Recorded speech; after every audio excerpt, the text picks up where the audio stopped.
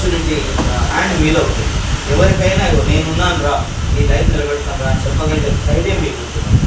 So ఈ 3 అంశాలు మనం ఆచరించే ప్రధానంగా ఇంకో ముఖ్యమైన అంశం ఏంటంటే, మనం ఇప్పటివరకు ఏ పనులు చేసినంత కాలమే, వ్యాపారం కానీ, ఉద్యోగం కానీ, వ్యవసాయం కానీ మనం చేసినంత కాలమే. చేయడం ఆపేస్తే ఆదాయం ఆగుతుంది.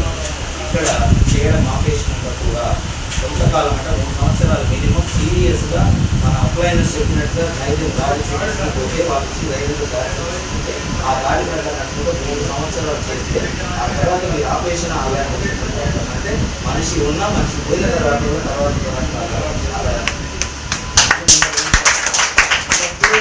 వాళ్ళ తర్వాత తరాలు కూడా వాళ్ళు కూడా ఏదైనా ఈ ప్రాబ్లం వచ్చిన తర్వాత తరాలు కూడా మీ ద్వారా వచ్చే మీ ద్వారా సో ఇది 3 తరాల ఆదాయం వచ్చేది. 3 జనరేషన్స్ ఒకటి వాళ్ళని పనిచేస్తున్న హాయివాహన వాళ్ళు చేయగలుగుతుంది. రేపు ఎలా ఉంటుందో తెలియదు, రేపటికి రూపం లేదు కాబట్టి ఎలా ఉంటుందో తెలియదు. ఒక్క నిర్ణయం తీసుకునేది అడుగుతున్నాను.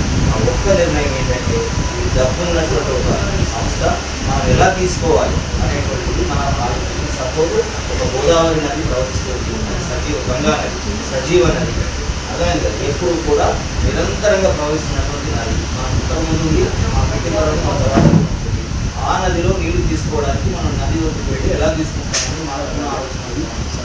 గ్లాస్తో వెళ్తారా, చెంబుతో వెళ్తారా, బిందెతో వెళ్తారా, లేకపోతే వాటర్ ట్యాంకర్ తీసుకొని పోతారా?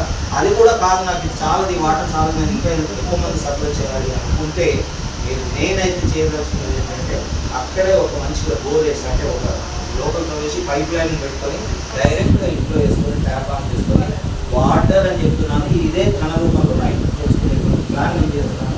కోట్లాది రూపాయల ఆదాయం సంపాదించాలి. 5 సంవత్సరాల్లో 10 కోట్లు అంటే దిస్ ఇస్ మై లైఫ్.